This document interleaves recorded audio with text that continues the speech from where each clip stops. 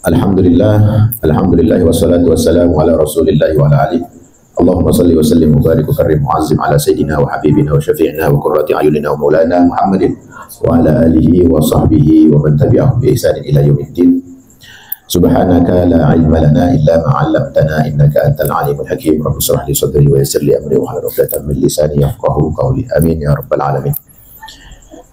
Syukur alhamdulillah kehadirat Allah Subhanahu wa taala, kita masih diberikan nikmat sehat, nikmat iman, nikmat Islam, nikmat dalam menjalankan segala bentuk ibadah. Ini kita syukuri dengan segenap daya upaya kita. Dalam rangka kita syukur, mari kita meningkatkan ketakwaan kita kepada Allah Subhanahu wa taala yang sebenar-benar takwa. Setiap minggu kita diingatkan takwa agar supaya kita dapat melestarikan kekuatan iman dan Islam kita. Lalu setelah kita merasakan adanya indahnya iman, indahnya Islam, kita bersyukur kepada Allah dengan selalu meningkatkan segala bentuk aktivitas kita dalam niat-niat yang berbau ukhrawi. Lillahi ta'ala, karena ikhlas, karena Allah, kita mengaplikasikan syukur itu dengan cara sedemikian rupa kita kepada Allah Subhanahu wa ta'ala. Bukan cuma kita mengucapkan alhamdulillah, ya, tapi kita terus merenungi, beristighfar dan menghayati bagaimana besarnya nikmat Allah Subhanahu wa taala atas iman dan Islam yang diberikan kepada kita.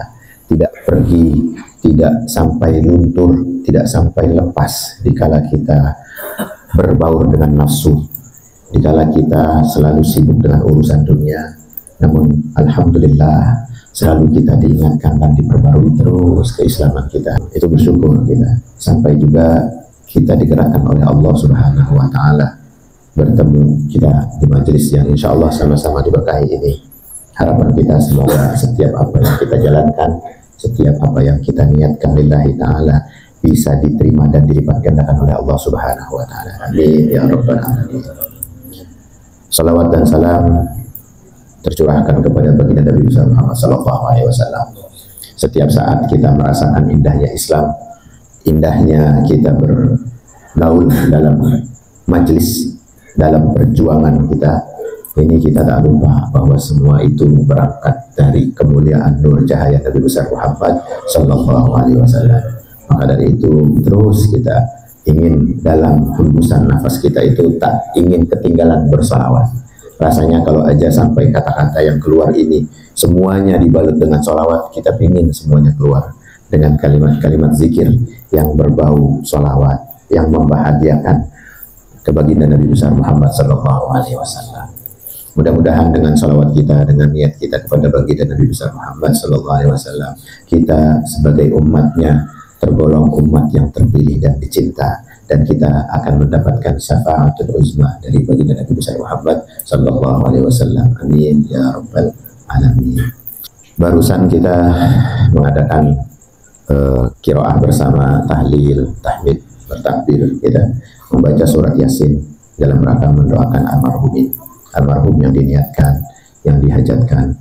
Ini lekat erat urusannya sama perpisahan dunia, yang pastinya perpisahan itu mengalami satu kesedihan, rasa, ya, rasa itu bergejolak. Kalau orang senang pas ketemu tapi sedih pas pisah, nah di situ adalah bentuk nikmat yang Allah berikan dari seorang muslim yang memang notabene adalah tergembleng dengan akidah yang baik, dengan akidah yang benar. Semua itu tak lain adalah karena kebesaran Allah Subhanahu wa ta'ala. Mau itu bahagia, mau itu sedih, ya, mau itu sakit, gembira, cinta dan sayang, semuanya itu karunia Allah Subhanahu wa ta'ala.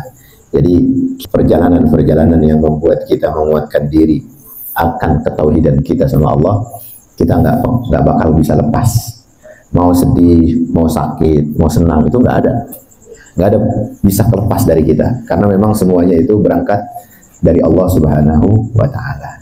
Ya, kita cuma belajar aja bagaimana mengkonsep diri kita. Yang gampang kita cermati itu kalau lagi senang, kita menganggap rahmat Allah luar biasa kalau lagi senang gitu. Kalau lagi bahagia, lagi dapat uang, lagi dapat rezeki, lagi dapat apa yang namanya cinta, kasih sayang, ya, pandangan orang tanpa kebencian itu dianggap adalah satu anugerah yang luar biasa datang dari Allah, ya. Sampai mana lupa bahwa kita siklusnya nggak terus-terusan senang, nggak terus-terusan bahagia, nggak terus-terusan juga disayang dan dicinta. Ada kalanya kita juga mengalami satu benturan yang memang Allah takdirkan di dalamnya, yakni apa? Kesedihan, ya kan? Rasa sakit, kecewa, marah, benci, itu semua datang yang disediakan oleh Allah untuk kita hambanya. Cuma yang perlu kita cermati adalah bagaimana kita memahami konsep ilmu agama akan itu. Kalau senang tadi kan kita tahu, ya, udah nikmat, gampang ditebaknya. Tapi yang nggak bisa ditebak lagi apa? Lagi sedih, lagi susah, ya, lagi marah, itu nggak ketebak tuh. Karena memang selalu iblis itu merasuki di sendi-sendi kehidupan manusia pada sesuatu yang tidak disukai. Yang nggak disukai apa sih? Kan kesedihan, kan kemarahan. Itu iblis masuk di situ. Kalau cinta mah gampang dipelajarinya. Oh, ini nikmat dari Allah. Tapi kalau seorang mukmin mempelajari ilmu agama, ilmu syariat yang memang dengan rutin, ya, istiqomah, dia bakal memahami itu sendi-sendi itu. Jadi adanya kemarahan, marah untuk apa? Dan marah untuk siapa? Kira-kira atas nafsu atau atas dorongan dendam dan marah yang pernah kita bahas sebelum-sebelumnya. Kira-kira kemana rasa itu? Kita ambil dan kita petik lalu kita umbar. Kemana dan dari mana? Kalau kita paham dari kemarin yang kita bahas, tahu itu adalah dari Allah Subhanahu wa Ta'ala, ya, maka kita akan merasakan apa? Tetap bahagia. Marahnya kita ketika akidah kita dihinakan, ya, marahnya kita itu bagian dari nikmat Allah Subhanahu wa Ta'ala, karena memang disuruh kita. Siapa seorang mukmin yang dia adalah saudara, maka dia akan merasakan, ya, di dalam hadis itu merasakan pedihnya, ya, sebagaimana kita dalam satu tubuh, ya, kaki kesandung, mulut yang ngomong, aduh, ya, kaki ketusuk, tangan ketusuk, mata yang berkedap-kedip, gitu kan, meringis, mulut yang berubah. Ini adalah satu tubuh, padahal yang kena bukan mulut, bukan mata, bukan suara, tapi itu adalah bagian dari bagaimana kita tahu konsep marah tersebut, sakit tersebut. Di sini karena memang barusan kita membaca tahlil, ya, membaca Yasin yang memang kaitannya dengan rasa sedih. Ya, ini ada pembahasan yang memang kaitannya dengan rasa sedih. Maka sedih itu adalah bagian dari pembersihan diri. Pembersihnya hati itu adalah satu nuansa kesedihan. Setiap hal di dunia ini itu memiliki pembersihnya. Setiap kita hidup nih, seperti apa? Harta ada pembersihnya, yaitu apa? Zakat, sedekah. Badan juga gitu. Ada nggak? Ada. Tubuh kita, lambung kita, kan perlu perlu dipuasakan. Ya, itu pembersih, namanya pembersih tubuh. Gitu. Jadi semuanya itu punya konsep pembersihan. Lantai aja nih, itu ada pembersihnya. Ya, sapu, ya, karpet ya disikat. Maka demikian pula dengan yang namanya hati. Hati itu kalau selalu senang, kalau selalu bahagia, kalau selalu happy, itu cenderung banyak kotoran. Sebagaimana kita habis rasa syukuran gimana sih, pesta-pesta, ya kan? Pestanya seneng, udahannya gimana? Kan bececeran tuh bekas-bekasnya. Hati begitu. Maka butuh kepedulian bagi orang yang setelah bersenang-senang, ya, setelah happy-happy, ada nggak kepedulian dia untuk bersih-bersih nih? Kalau kita bahasanya ngabdi. Kalau di majlis, di rumah, itu ada nggak nilai-nilai pengabdian dia? Capek untuk bersih-bersih, bantu orang tua, bantu saudara, bantu anak majlis habis acara. Pasti memiliki nilai pahala yang besar. Setiap pengabdian itu ada ganjarannya. Ngabdi sama guru, ngabdi sama temen, pasti bisa dipastikan. Kenapa? Karena nilai pengabdian adalah meluruhkan hati kita atas ketaatan kepada Allah Subhanahu wa Ta'ala. Taatnya kepada situasi tertentu. Waktu dibutuhkan teman, kita hadir, kan taat kita sama Allah. Karena pembelajaran tentunya. Kalau orang yang nggak pernah belajar nggak tahu tuh, bantuin temen mana tahu ada di kamusnya, karena nggak pernah belajar, nggak pernah majlis. Waktu habis beres-beres acara, misalnya maulidan, tahlilan, kan berantakan. Mana tahu orang yang tibang makan minum doang, dia mau beberes, nggak ada nilai pengabdian. Kita pernah dengar kisah, ketika ada acara haul atau acara-acara majelis besar, majelis Rasulullah SAW yang dipegang oleh almarhum Habib Munzir Al-Musawa, itu pernah beliau dimimpikan oleh baginda Nabi besar Muhammad SAW bahwa yang dirindukan dalam kumpulan jamaah itu tahu siapa? Orang-orang yang masang umbul-umbul, panitianya yang dirindu sama Nabi. Bayangin, kalau aja manusia nggak begitu ngopenin, ya kan? Tahu-tahu ada tuh umbul-umbul, tahu-tahu ada apa namanya gelaran karpet, ya.